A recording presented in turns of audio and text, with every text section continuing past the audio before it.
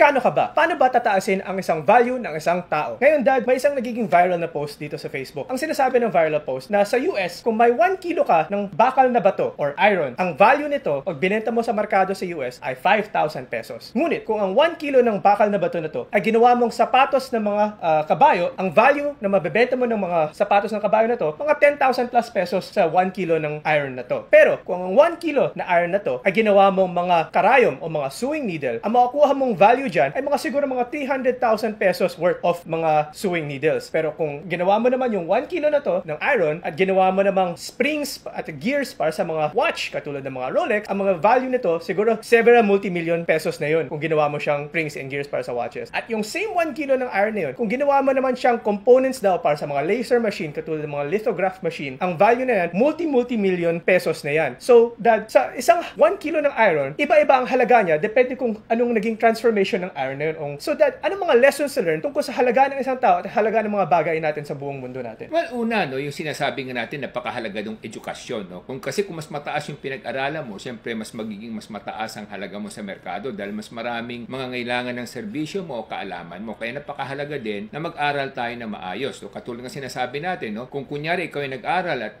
naging college graduate ka, may sweldo ka, kadalasan mas mataas ang konti sa minimum. No? Pero kung pinagpatuloy mo yung pag-aaral mo, naging abogado ka o naging doktor ka, pag tinanggap ka sa trabaho, normally 2 to 3 times yan ang sweldo mo kaysa sa mga minimum wage year. No? So una yun. Pangalawa, siyempre, bukod doon sa pinag-aralan mo, siyempre, pagka nagtagal, mas mataas yung promotion mo, mas madali kang i-promote kasi mas marami kang kaalaman. Kaya yung sinasabi natin sa ating programa na yung tinatawag nating upskilling. No? Ibig sabihin ng upskilling, pataasin mo yung kaalaman mo o karunungan mo para na sa ganun mas tumaas ang halaga mo. So napakahalaga ng upskilling at yung sinasabi din nating right skilling. No? Kasi titingnan mo rin kung ano yung pangangailangan ng merkado. For example, kung ikaw ay software programmer at ikaw gumagawa ng mga software program, may sweldo yan na mataas. No? Pero depende kung i-elevate mo pa ng konti, i-upgrade mo yung knowledge mo, maging AI ka, artificial intelligence o software programmer, mas mataas yun. No? Mas lalong tataas. Siguro mag 5 times yung maging sweldo mo sa pangkaraniwang software programmer. So, napakahalaga yung upskilling at right skilling. No? Kasi kung ano yung kailangan ng merkado at meron ka ng ganung talento at kakaunti lang kayo na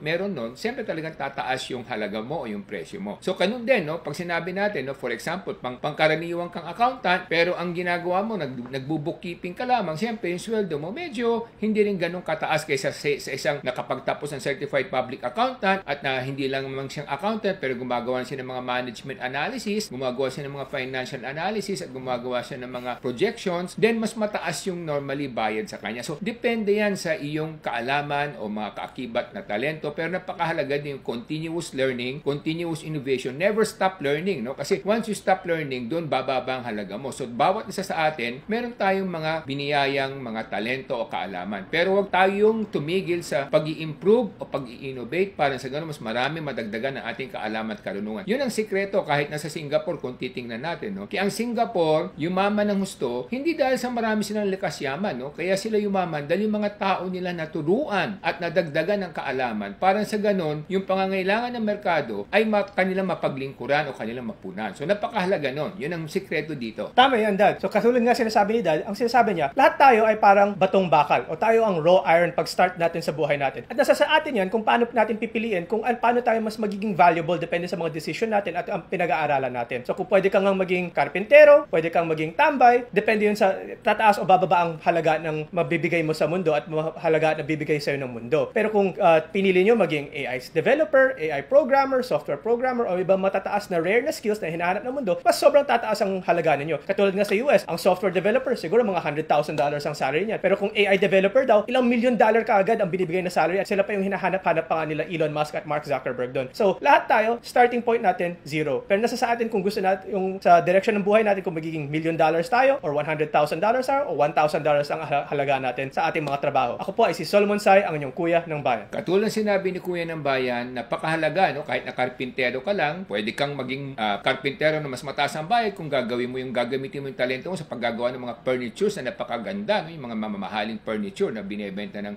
million pa, no? So kung iyong mapapalago ang iyong kaalaman para gumawa ng mga magagarang furniture na talagang magugustuhan ng mga may kaya at mga namimili sa abroad, mas mataas ang halaga mo. So napakahalaga yan ang mga secret to success dito na sinasabi natin. Basically, number 1, dapat maging mababa ang kalooban mo. Be humble. humble, no? Kasi pag humble ka, mas madali mong tanggapin ang mga kakulangan mo at lalo ka maghahanap ng paraan kung paano madagdagan ito. Pangalawa, always be positive, no? Kinakailangan positive ka palagi. Kahit na ano pa sabihin ng ibang tao, kinakailangan patuloy mong pagpursige ang iyong mga gustong puntahan at iyong mga gustong gawin at madagdagan ang iyong kaalaman. Always be positive. At pangatlo, never stop learning, no? Never stop learning because yan ang sikreto para sa ganun tumaas ang halaga mo, magkaroon ka ng karagdagang karunungan at kaalaman at mapaglingkuran mo yung pangangailangan ng kapwa at ng lipunan. Yan po ang aming lessons to life and lessons to work. Marami pong salamat. Ako po si Michael sa inyong Dad ng Bayan.